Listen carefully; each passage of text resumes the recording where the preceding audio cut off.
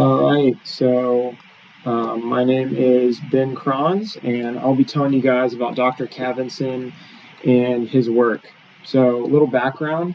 Dr. Khavinson was a medical doctor with the Soviet military in the Cold War. And the USSR saw that many of the soldiers were undergoing something they called premature aging. And this is an impairment to the immune system, endocrine system, and nervous system of those who were working in, say, nuclear power plants, working on nuclear subs, flying supersonic jets. They were seeing symptoms of people who were 60 or 70 and their soldiers who were in their 30s and 40s. So they tasked Dr. Khavinson in 1988 to find a solution. And he found that peptides were a powerful way of restoring the organ systems back to their original function. So here's kind of the role of peptides in gene expression, and this was kind of discovered to be why it's so effective, why it's so potent. So DNA is transcribed into RNA. RNA is translated into proteins. And these proteins, as they degrade, become peptides, because peptides make up proteins. And these peptides actually interact directly with the genome to activate more transcription of the DNA, giving more proteins, making the cells healthier because they have the right amount of proteins in them. So this really just reduces the effects of aging and even will return cells back to their younger ages. So greatly reduces senescence.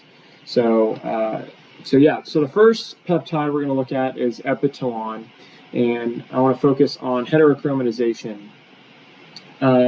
So Epitolon is a peptide from the pineal gland that we have, and he found that it reverses heterochromatization of DNA. So what is heterochromatization? Heterochromatization is, basically we have to define the genome itself. So the genome has two types of DNA. It has euchromatin and it has heterochromatin.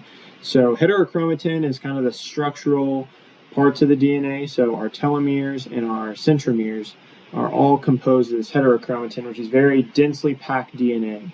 So DNA is packed by histones, so it's densely packed, so there's just a lot of histones in that area, making that DNA very densely packed.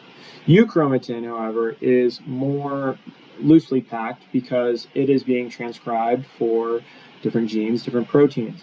So over time, people have seen that heterochromatization is whenever this euchromatin becomes more like heterochromatin in its in its histone packing, and therefore it's not able to transcribe for proteins, causing senescence in cells. So by him being able to reverse this process, he's really able to reduce senescence in the cells. So the mechanism behind this is that this Epitolon peptide binds directly with the DNA and stops the histones from getting too close together and packing too tightly like a heterochromatin type DNA would be. So it's kind of like a spacer. You could think of it that way.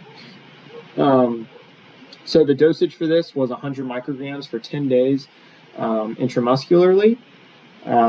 So here is a better visual of the Epitolon on the left, the peptide itself, and then on the right is kind of where it binds in the DNA sequence, so you can see how these spaces match up so perfectly with these nucleotides. So the next thing is Epitolon and telomerase. So we all know the shortening of telomerase is one of the 9 hallmarks of aging. And there's a lot of literature out there on that. So when the telomere is too short, it will lead to gene expression issues and therefore senescence in cells. And Khavinson found that the administration of Epitolon in the lung fibroblast cells causes telomerase expression. So he found a 2.4-fold lengthening of the telomeres in cells that were given Epitolon versus the control, and likewise 42.5% increase in cell division. So, big numbers that we see here. So here's a graph displaying the findings that he had.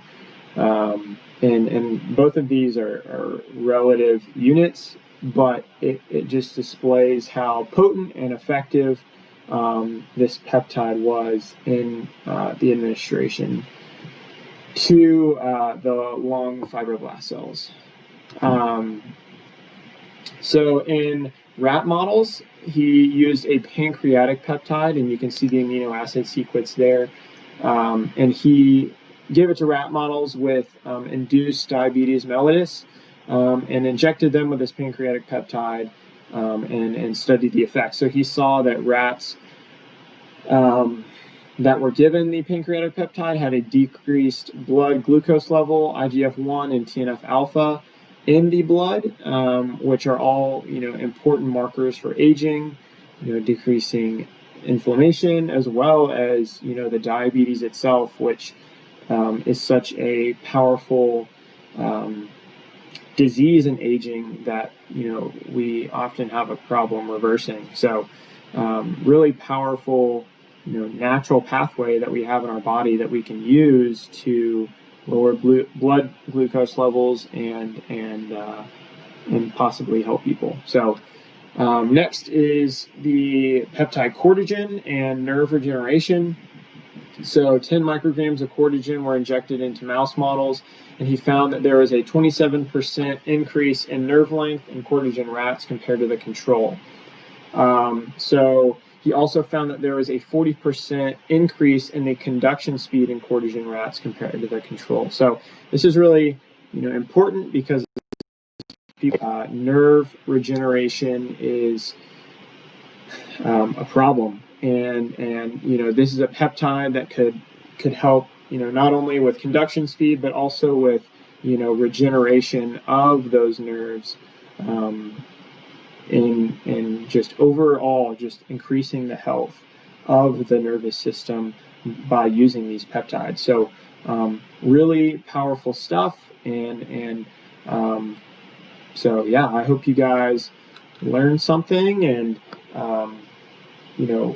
understand the power of peptides, because I really do believe that this is an effective way of treating people and a natural, safe way of treating people that we should really pay attention to and think about.